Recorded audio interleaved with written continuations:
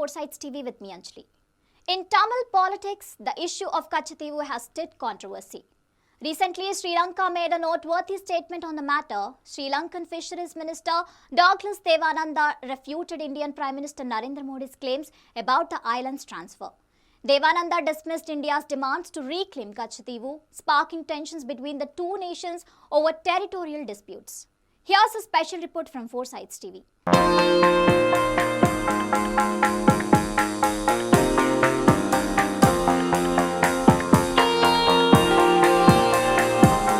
During the Lok Sabha elections, the Kachativu Island matter has emerged as a prominent political issue in India.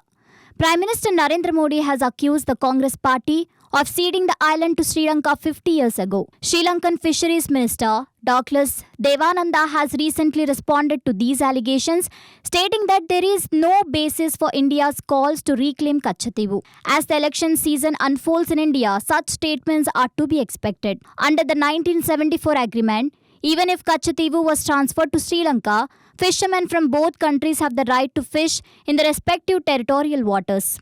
However, a subsequent agreement in 1976 delineated the maritime borders, prohibiting fishermen from one nation to fish in the waters of the other. Devananda highlighted that below Kanyakumari lies an area known as the West Bank, which is significantly larger and resource-rich, approximately 80 times the size of Kachativu.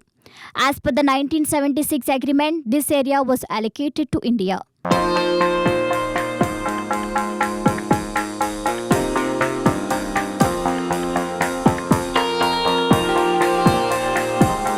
The ongoing detention of Indian fishermen by the Sri Lankan government has sparked criticism and calls for action from Tamil Nadu Chief Minister Stalin and DMK leaders.